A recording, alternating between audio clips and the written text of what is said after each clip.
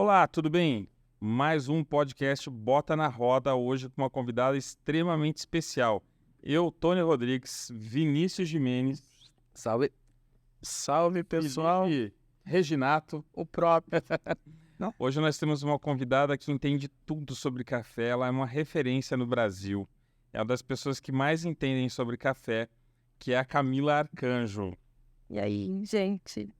A gente vai fazer várias perguntas, a gente vai fazer várias colocações para a gente entender um pouquinho dessa bebida que é a bebida mais querida do povo brasileiro. A gente vai perguntar aí sobre a origem, como que toma um bom café, né? E o café está em todos os lugares, né? Tá no nosso espaço lá no Mona Lisa Beauty Lounge, que é nosso patrocinador, que está mudando de nome agora para... Before Us. You. Esperamos vocês lá. Unique Salon. Esperamos vocês lá. Referência mundial. Unique Salon. Unique Salon. Unique Salon. Camila, bem-vinda. Fala um pouquinho sobre você, da sua formação.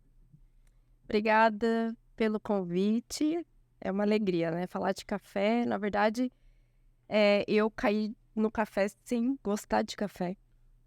Eu nem tomava café. Na verdade, a gente fala assim, se você gosta de café? Olha, hoje eu gosto. Mas bem no comecinho eu não tomava café, não. Bom, aí como que foi essa questão de eu tomar café? Nossa, como que você começou a tomar café e hoje é o meu trabalho, né? Minha vida 100% hoje é em função do café. Nossa, como que foi isso, essa trajetória? Bom, a primeira coisa estava trabalhando à noite. Bom, no outro dia eu ia ter prova. E virou, né? O evento que era para terminar às 8 da noite virou porque teve um problema, enfim. E no outro dia eu tinha prova. Poxa vida, cheguei assim, né? Então quando você chega e fala assim, nossa, preciso fazer prova acabada, né? E aí falando com os colegas assim, gente do céu, tô precisando acordar. Toma um café. Eu falei assim, não, mas toma um café. Da região muda as características. Muda as características, né? E com o treino... A umidade do solo, a altura, tudo isso deve interferir, né? Interfere. Deve não, interfere. Interfere ao ponto de eu pegar duas plantas iguais, né? Imagina aqui, duas plantas iguais. Uma eu planto aqui no sul de Minas e outra eu planto lá na Bahia. São duas plantas iguais, geneticamente falando. Porém, vão ter características diferentes na bebida. Então é isso. Exatamente. Ao local. Exatamente. Olha que legal. E aí, quando o avaliador ele tem um nível de treinamento muito bom, que o vinho tá anos-luz da gente... Ele sabe de onde é. Ele sabe de onde é. Sabe de onde é? Uau. Tá? E é isso que a gente tá caminhando.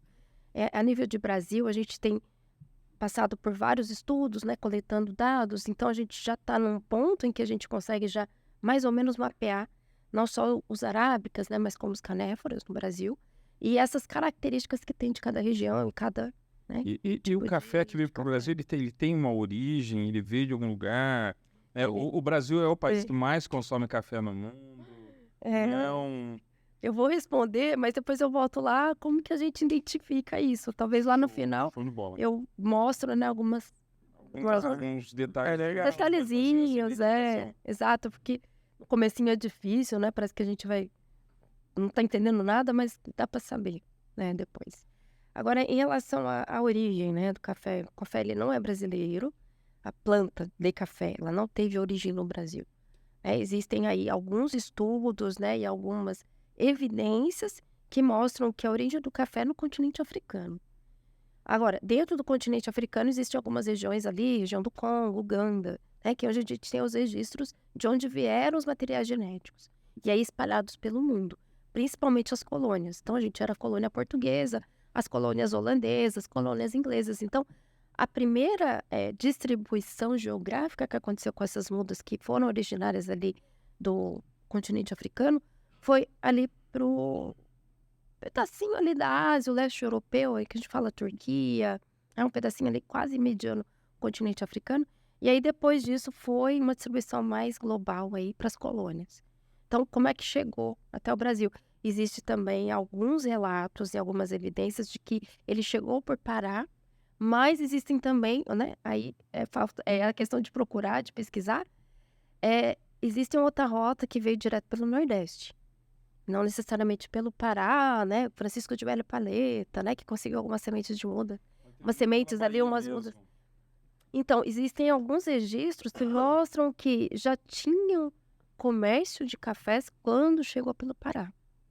Então, assim, são várias evidências que os pesquisadores, historiadores, eles vão tentando, né, encaixar dentro de um quebra-cabeça. Mas, de fato, assim, não é muito simples saber como que veio, né, e de onde veio.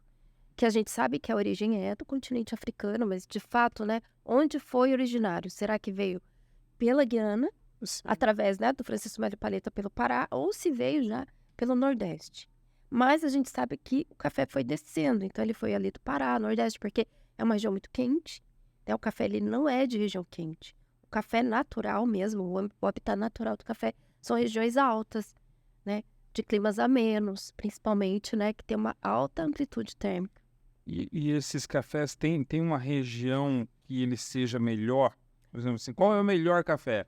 Ainda é da África? Então, por conta do melhoramento genético que principalmente o Brasil fez durante a década de 60, né? Isso pós-guerra, né? Vamos imaginar que pós-guerra, bom, precisa alimentar o mundo, né? Porque daí tem uma boa queda aí aumentou a população, né? Devido... Aí é notícia para o podcast de vocês, né? Mas a gente tem nessa fase aqui do pós-guerra um aumento da população e aí a necessidade de suprir a necessidade de alimento. Então, o Brasil, ele entra com uma tecnologia de ponta, né, que é melhoramento genético, não só para café, para outros produtos também agrícolas. Então, que a gente Mas alimenta boa parte do mundo até hoje, né? Exatamente. 1/3 do planeta. Brincadeira, hein? E é todo desse período pós-guerra aqui que os institutos de pesquisa, né, foram atrás de melhorar a produtividade e resistência a pragas e doenças. Então, o que aconteceu hoje com o nosso café, o café que a gente toma hoje, na sua maioria, é o resultado da pesquisa que foi feita lá atrás. Então, hoje, se vocês vão ouvir muito falar de Catuai, de Mundo Novo, essas são as principais cultivares que a gente fala que estão mapeando aí um parque, né, cafeiro brasileiro. Agora, dentro disso, a gente é o maior produtor. A gente é o maior produtor de café por conta desse trabalho que foi feito lá atrás com melhoramento genético. É produtividade e resistência a pragas e doenças. E o Júlio, nosso editor, ele fez uma pergunta, Camila, que é a seguinte: qual café que ele compra? Porque ele falou assim, o melhor vai tudo lá pra fora. Então, mas sabe o que é interessante? Não, mas sabe o que é interessante? Que as coisas, elas Ele não tá sabendo comprar café. Ele não tá sabendo. Não, tudo é uma transição.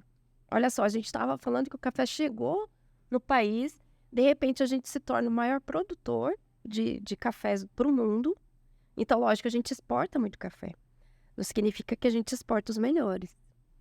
A gente exporta cafés bons, exporta. Né? Só que tem um perfil, né? Tem um perfil sensorial brasileiro. O brasileiro é muito exigente pro café. Eu me lembro uma vez que eu tava conversando com uma cliente que ela trabalhava lá na Starbucks. E ela falou que quando a Starbucks veio para o Brasil, eles ficaram acho que 1 ano ou 2 anos estudando o paladar do brasileiro, que o brasileiro é um dos mais exigentes para café. Porque eles trouxeram vários cafés Nem pra cá. só pra café, cara, pra tudo. A gente fala muito, cara, de tipo, vinho Malbec, argentino, Cabernet, chileno. Cara, tem um monte de vinho bom. Por exemplo, o vinho branco que eu mais gosto é uma uva brasileira pouquíssimo conhecida, tipo, que é Lorena, cara. Uma uva pouquíssimo conhecida que é gostoso demais.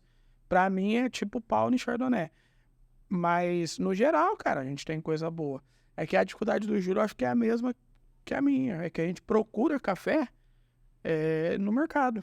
Por isso que a gente não consegue. Mas café no mercado você até compra, assim, claro, você não vai comprar um café especial no mercado, mas geralmente você vai arrumar um gourmet que, pelo menos, por exemplo, no caso do meu pai, que é a questão de problema no estômago e tal, já vai melhorar muita coisa de você só ter um café de uma qualidade maior, não precisa ser um café de 90, 100 reais o quilo, pra mais, pra muito mais. Café, o gourmet, ele é o melhor? Não. Olha, hoje em dia, a gente tem mudado muito essa questão do conceito, do que é melhor, porque quando a gente fala de qualidade, não necessariamente estou falando de gosto, do afetivo. Porque o bom é aquilo que eu tô satisfeito. Exatamente. É o que ele falou agora, pô, o melhor vinho pra mim é a uva branca, que chama Lorena. Mas pra mim, não. Eu prefiro vinhos, né, com perfis tais, então, vindo de determinados terroirs. Então, assim, o que é o bom, né?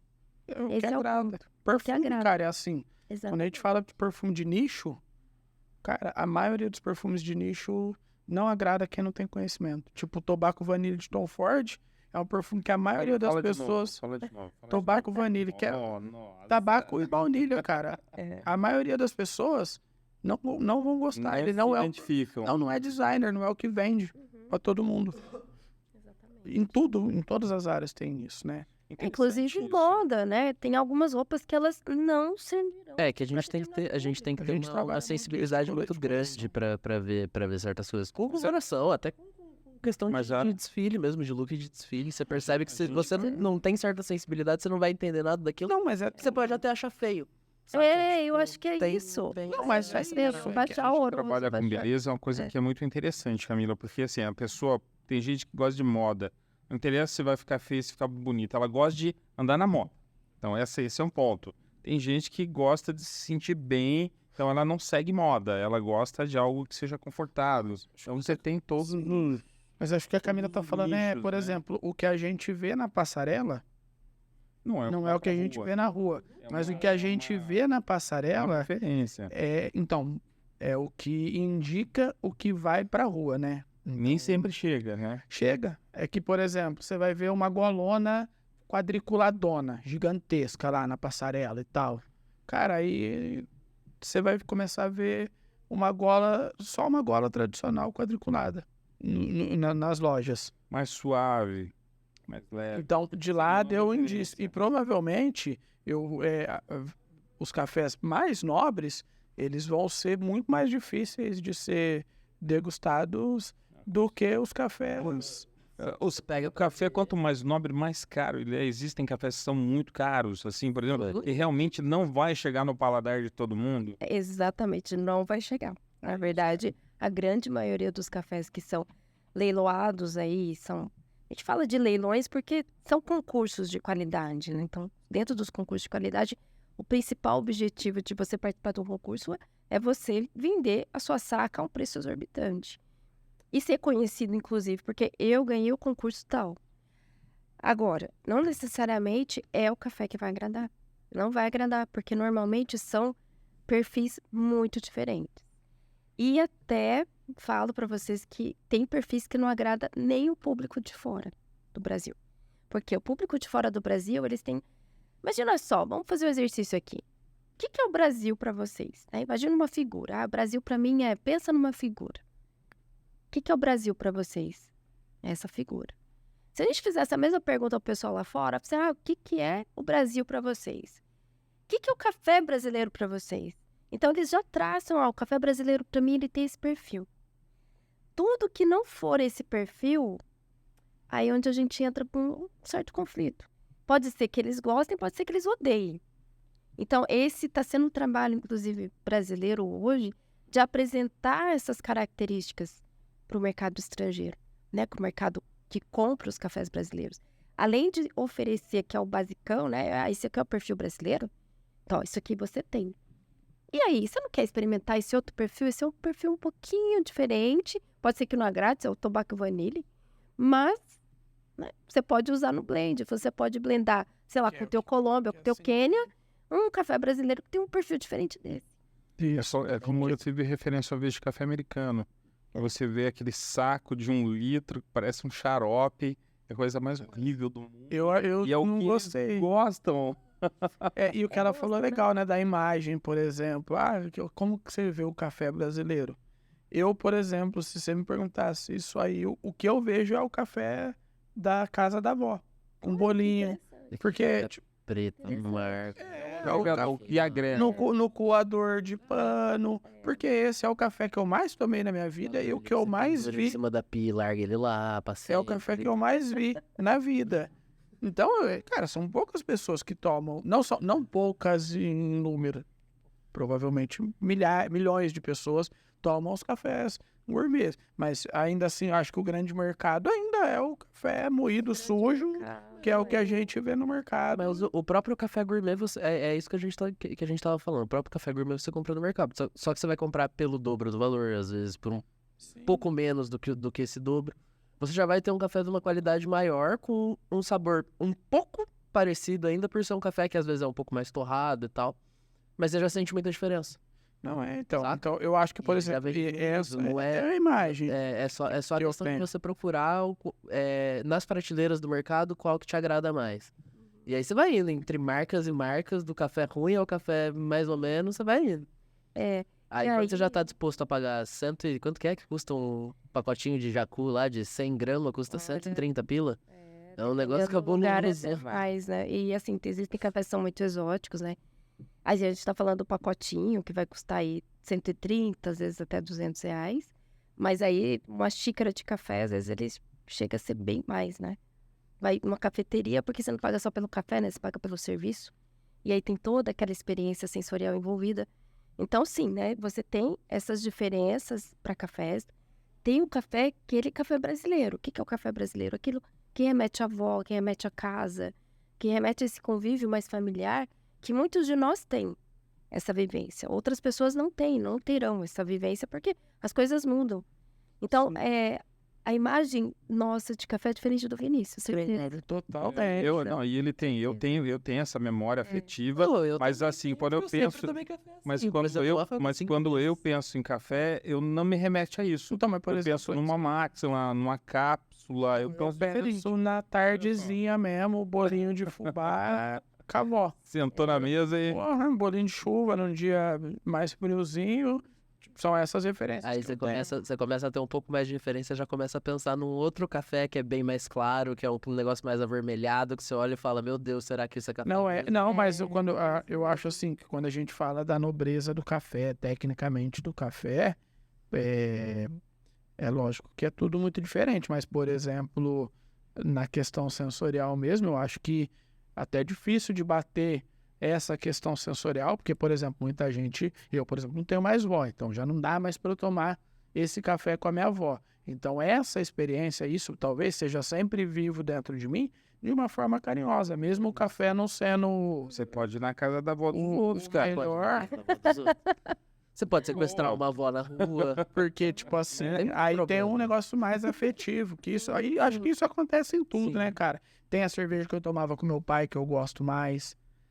Tipo, tem as coisas que tem afetividade, cara, que é difícil. Eu e o Júlio até tava batendo um papo antes de começar de coisa de carro.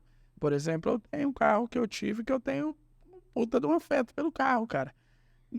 Que é legal, que você tem experiências. Provavelmente, então, o café tem isso com as pessoas, mas é muito legal de conhecer e que cresce, né? Isso eu acho que cresce. É que o da hora do café, principalmente aqui no Brasil, ele é tão comum para as pessoas que quando chega uma parada diferente, as pessoas olham realmente com um olhar muito diferente. Por exemplo, lá no salão, eu não posso fazer meu café em paz sem ninguém. Ah lá, o Vinícius com o chamate dele. Ah, mas aí eu fico chateado quando ele faz o café dele e não leva pra mim. Aí Eu vai eu tava lá no Rio, lá no evento com meu pai, eu cheguei e falei, cara, eu quero tomar um café.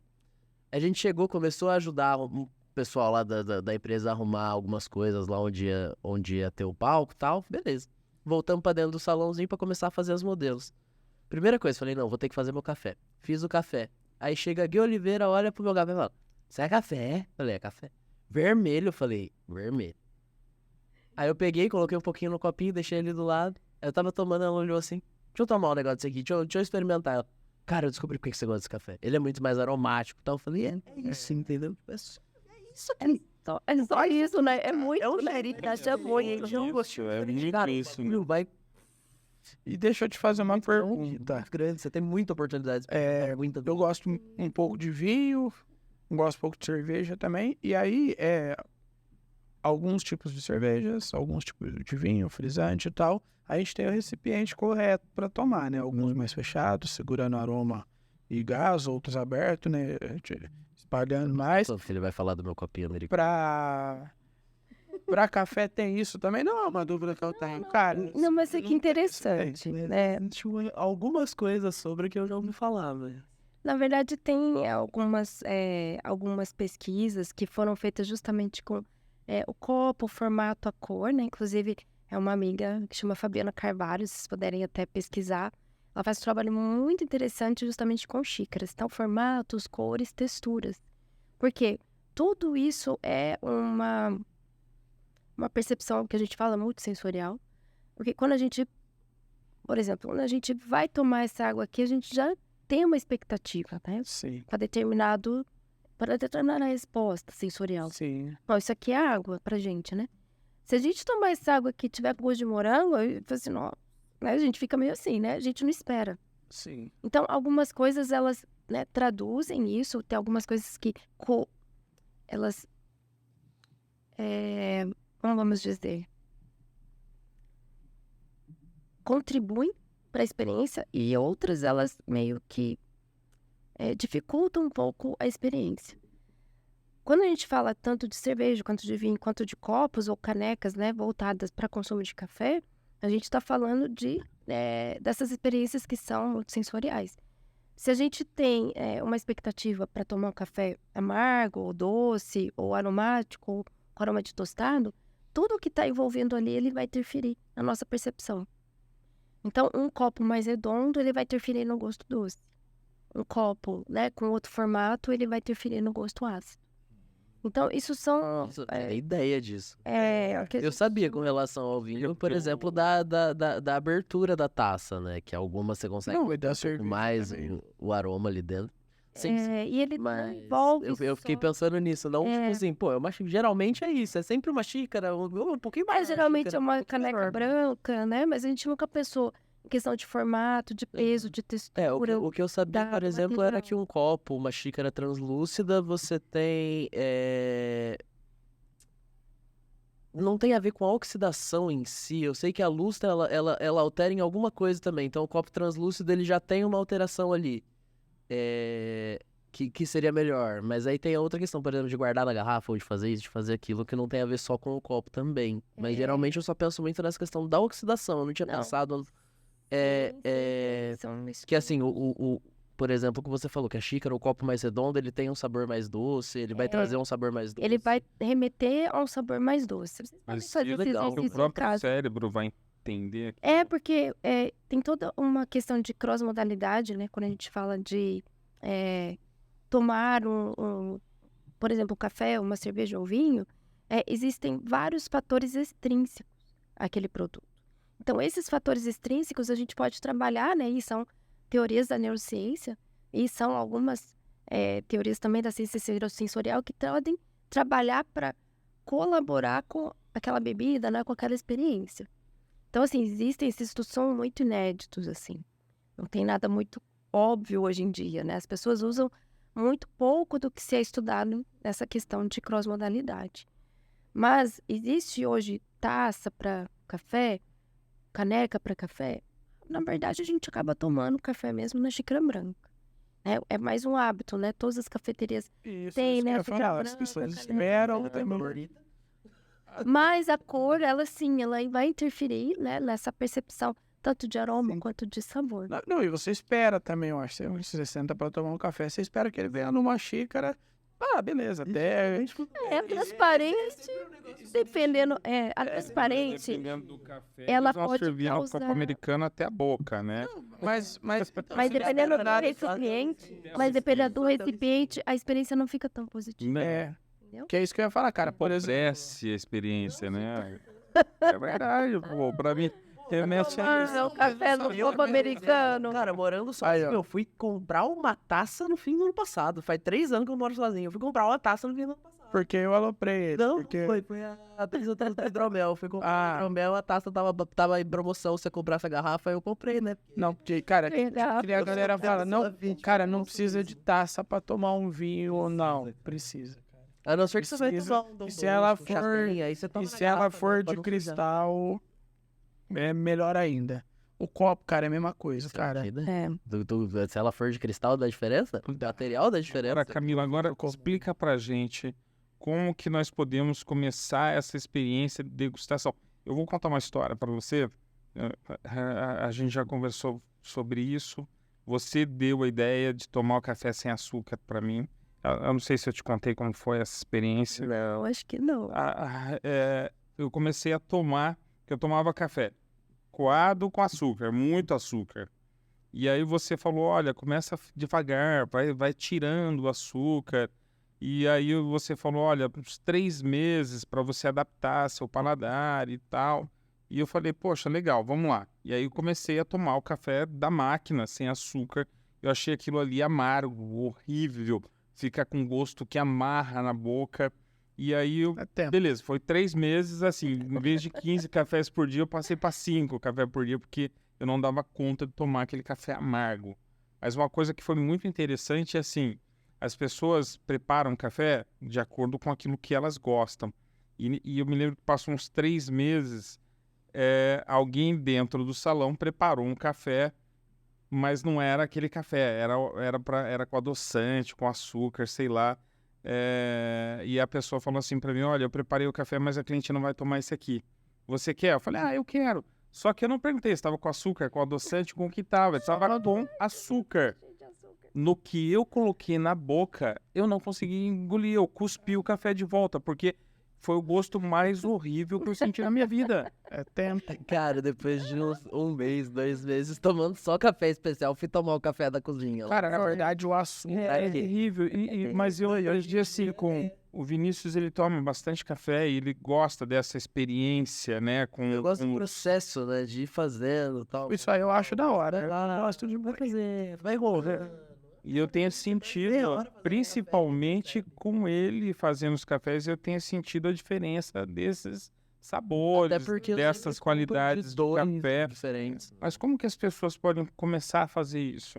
Primeiro, tirando o açúcar. Exatamente. Primeira coisa, tirando o açúcar ou leite, né? Mas as pessoas gostam de tomar com leite e com açúcar. Aí, lógico que isso não precisa ser o hábito. De repente, o dia da pessoa começa com café com leite, com açúcar. Mas 1 hora do dia, né? Se permitem a tirar o açúcar e apreciar um pouco. Porque é ali onde a gente consegue identificar o que o café tem, o que eu gosto nesse café, o que eu não gosto. Esse é o primeiro ponto. Esse café sem açúcar pra mim é horrível, mas Café calma. com açúcar é drink. É drink. Mas Tá ouvindo, pai? eu não gosto. Porque tem pessoas, igual a gente tava falando agora mesmo de cervejas, né?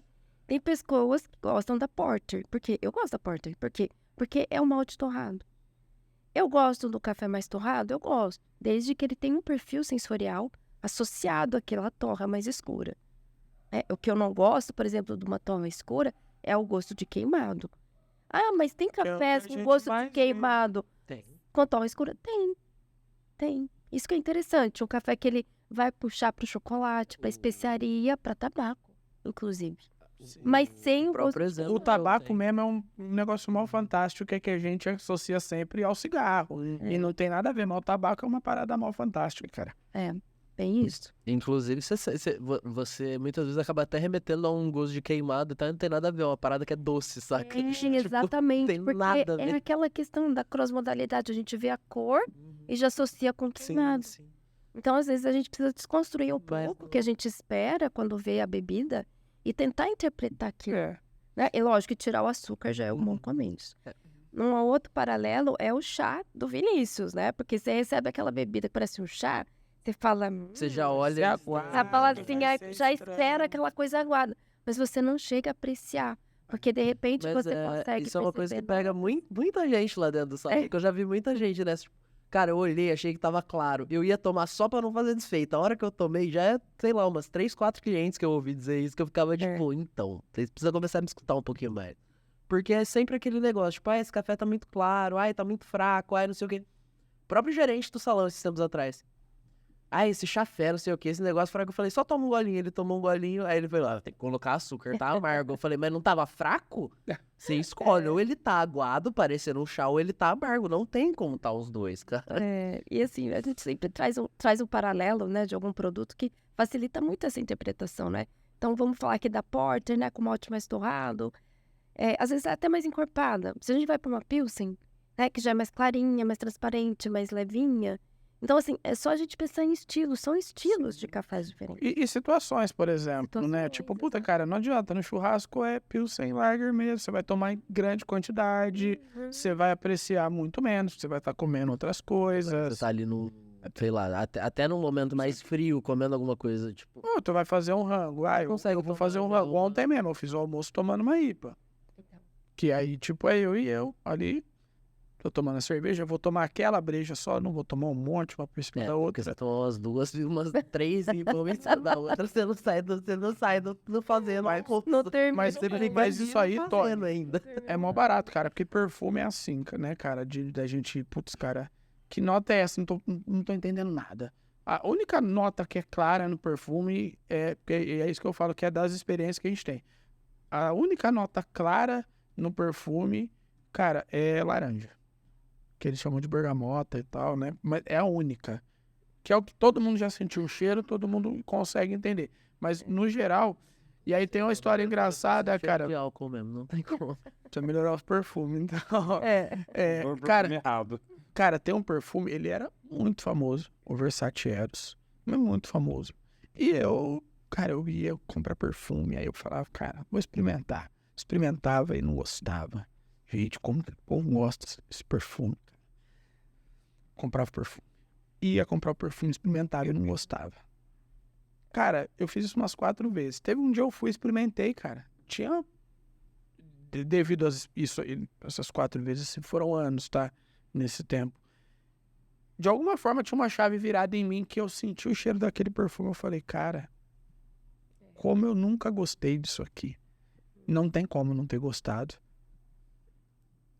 Não tem como. Na minha cabeça não entrava que eu já senti aquele cheiro alguma vez e não achei bom.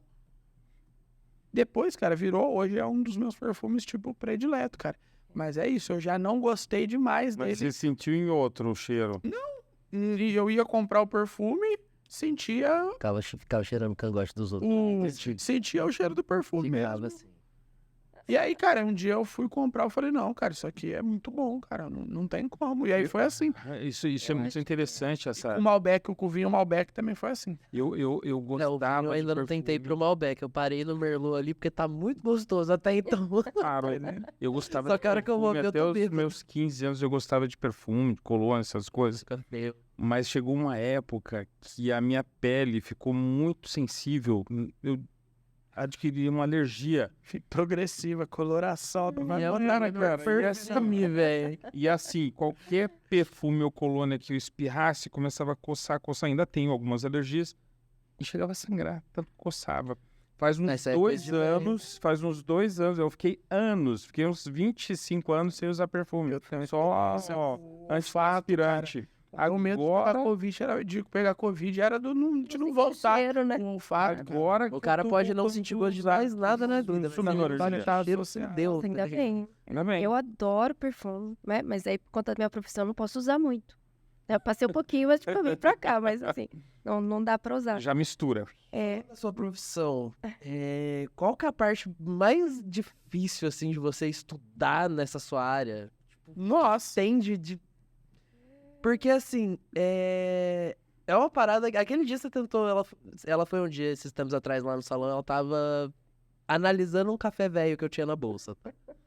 E aí você começou a tinha falar muito, foi de... tudo. Não, como que foi? Era papelão e ervilha que ela tinha sentido. era. Eu olhei pra mim, de onde, mano? Não tem de onde tirar um gosto de ervilha daqui.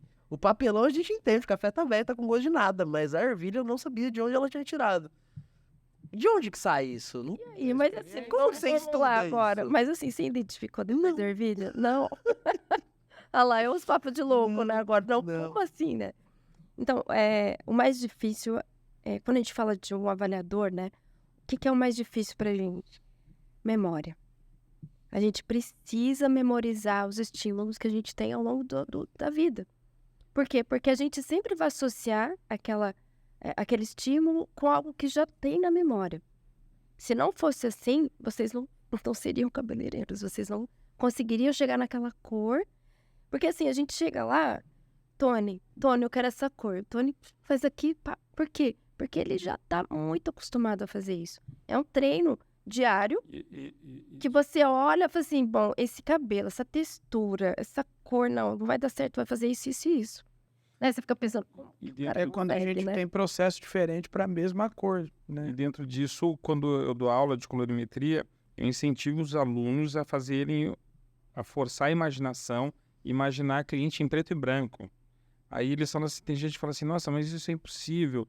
Aí eu falo assim, se eu falar que eu comi abacate de manhã, como é um abacate? Ah, ele é oval, ele é verde. Você consegue ver? Ah, consigo. Eu falo, então, é falta de praticar. É isso aí. Eu acho que essa questão, né, que vocês desenvolvem muito essa habilidade, né, que às vezes a gente não desenvolve, porque não é da profissão, mas a nossa habilidade é isso, é separar em várias partes uma única bebida e depois juntá-la de novo. Né? Porque a gente separa, aí vira cara, você faz... remete um pouco ao ouvido absoluto, por exemplo, no caso de música. Você decompõe, melodia e você depois consegue você para cada um deles exatamente. separadamente. Isso, exatamente. Cara, Camila, conta pra gente qual é a diferença entre barista, barman e um cientista sensorial. Cientista sensorial, ele sabe o que ele tá fazendo. Os outros dois, eles só vão por instinto. Na verdade, todos sabem o que estão fazendo, né? É que um tá de um lado da cadeia, o outro tá do outro lado da cadeia, né? A minha área como cientista sensorial, eu tô mais na parte de pesquisa, na parte de aplicação, laboratório. E o barista, ele tá no ponto final. É aquele que vai entregar o que, por exemplo, tá descrito, né? Às vezes tá descrito no pacote, ou no momento em que ele escolheu. Ele entrega a experiência. Exatamente. Era uma pergunta que eu queria fazer. Por exemplo, um café que tem, sei lá, notas de chocolate e de amêndoas. Como que eu faço para poder evidenciar isso? Evidenciar mais esse sabor achocolatado, por exemplo, num café. Tipo, existe uma técnica específica para isso, seja a temperatura da água, o tempo que você vai demorar para passar ele, seja se você estiver fazendo um expresso, estiver fazendo um coado, tem alguma diferença aí no processo? Tem, e aí entra o trabalho do barista, no caso, né, ou do barman, porque eles são, ou eles devem ser treinados, né, especializados nisso. Eu tô com uma matéria-prima, olha, eu gosto do café, eu não gosto de café ácido, eu gosto do café mais achocolatado. Eu tenho a possibilidade de fornecer um café mais achocolatado. Então, esse é o trabalho. Mas aí vem muito com a ciência sensorial. Porque para formar, geralmente, o profissional, para chegar nesse nível, ele tem que entender como que a gente funciona como instrumento de medida e como que a gente consegue fazer essas medidas. E aí, sim, entra aí o barman ou o barista. Eles conseguem, a partir de determinadas técnicas, parâmetros, olha, você vai tomar, lógico, desde que a matéria-prima seja possível, né? Sim. Olha, esse é o café que você gosta, o café achocolatado. Existe técnica, sim, você pode mexer no grau de moagem, na temperatura e tempo de extração também, a composição da água, né? Você pode usar uma água que possa facilitar a extração desses aromas. Mas, assim, são vários fatores que você pode, né? E o barista entra, no caso o barman também, porque ele trabalha com outros produtos, para conseguir esse resultado final. E tem alguma, não sei, é marca, né? Acho que o termo técnico... mas tem marcas que é mais fácil de conseguir essa condução, que as pessoas preferem trabalhar, ou não é de se acostumar. Ou determinada pessoa se acostuma com aquela marca, com aquele café que aquele lugar oferece e beleza. É muito do que a gente estava falando, né? Tem muito a questão da cultura, aquela questão da afetividade. Então, assim, eu tenho marcas da minha infância que até hoje eu vejo sendo vendidas no mercado. E você tem um elo afetivo com aquela marca. Claro que tem. Você não vai deixar de consumir. Você vê uma tubaininha ali, vai falar que você não lembra da infância. Não tem como não lembrar. O Guaraná é maçã. Xeretinha, maçã. E aí você toma aquilo, você revive certas coisas na sua memória. Então, eu falo, tem o mesmo gosto. Pra mim, até hoje ela tem o mesmo gosto da que eu tomava na casa eu era criança, que eu passava o sábado infernizando a vida do meu avô. Eu tenho memória afetivas das sandálias das Havaianas. Então, tinha naquela época. As paradas de outra memória afetiva que eu tenho delas. E aí, por conta, às vezes tem pessoas que se arriscam mais, né, em outras marcas, em outras bebidas, como o Vinícius, que ele passa ali e as pessoas veem aquilo, é oportunidade. Ou a pessoa vai arriscar ou ela não, eu gosto da minha zona de conforto aqui, eu gosto do café escuro, amargo e forte. E é engraçado que já é bastante assunto isso, né? E as marcas é a mesma coisa. Eu sou acostumada a comprar essa marca, mas eu não sei, vou experimentar essa. Às vezes dá certo, às vezes dá errado. Até no vinho mesmo, Felipe me ensinou isso de uma forma, porque eu tinha, Cara, você falava, cara, vinho é um bagulho que é caro pra Eu caralho. experimento. Cara, eu fui Não, agora negócio e é chato, não sei o que. vinho é mó barato. Eu comecei a tomar Você vinho manja de um 30 pouco de conto, vinho. gostar pra cacete. Não manjo, eu manjo vai muito fácil, Daquilo que você curte. Não, gosta. não, é porque, tipo assim, cara, vinho, acho que mais até que café no sentido, porque, cara, a gente tem muitos rótulos, muitas regiões diferentes e muitas qualidades diferentes. E cara, eu tomo bem vinhos de qualidade média, sabe? Cara, porque aí tem vinho que é vinho de R$2.000, de R$10.000, cara. E é mais difícil, né? E aí entra aquele negócio do tipo assim, eu não sei se eu tenho paladar pra tomar esse vinho. Eu não sei se eu tenho paladar pra tomar um vinho. Que a gente vai pensar assim, ó, vinho de preço de mercado e vinho de restaurante. Cara, eu fiquei uma surpresa agora, a gente saiu de férias lá. Eu não gosto de Merlot. Já gostei, não gosto mais. Tô ficando que eu acho que é igual a Witbier, a cerveja Witbier. Por um período é muito gostoso e quando você para de gostar, acabou. Beleza. Cara, mas aí tinha um Merlot legal lá que me deu vontade de experimentar, eu experimentei. E aí, tipo, era um vinho que de mercado, um vinho de R$60, um vinho barato. E era um vinho super gostoso. É super gostoso. Desse legal. Mas, por exemplo, eu até só tomei porque era por opção lá. Mas, então, tipo, dentro desse recurso, assim, de tipo de 40, 80, R$90, eu conheço um pouquinho. Não, e dá pra brincar Mas- bastante, sem gastar um absurdo de dinheiro. mas- É isso, pô. Eu vou Cara, tem gastar muitos por vinhos quinzena, muito legais, 70, 80 muitos reais de blends, café. combinações, cara, que é muito legal, que aí eu não... Por quinzena, eu sempre pego umas 3 variedades diferentes de café. Se você pegar pra ver, é sempre alguma coisa. Por exemplo, agora, dessa última vez, eu peguei 2 que... Uma a gente já tinha... Na verdade, as 2 eu já tinha experimentado na cafeteria. Mas uma delas, por exemplo, eu tinha tomado só com o Tony. Cara, tem notas de frutas passas. Foi a única vez que eu senti alguma coisa parecida, assim. Mas vai começar Porque, mais agora, porque você assim, tá os fazendo fermentados isso deles são muito constantemente. estranhos. Café fermentado, ele é esquisito. E aí deu pra sentir o gosto, por exemplo. Mas eu sempre pego 2, 3 diferentes. Então dá pra você ir trocando, experimentando e tentando perceber a diferença. Camila, você Mas é tem, difícil, cara. você tem algum canal onde as pessoas possam ver um pouco desse trabalho? Não. Eu uso mais o Instagram, né? O Instagram onde eu tenho um pouquinho mais de facilidade com essa ferramenta. Mas E é o seu Instagram? o Instagram é Camila, Camila, _, Archanjo. Archanjo. Tem um H, Archanjo. tem um H no meio, velho. Ótimo. Então, quem quiser segui-la, ver um pouco mais sobre café, ver o que ela posta lá para poder entender um pouquinho mais, fica à vontade.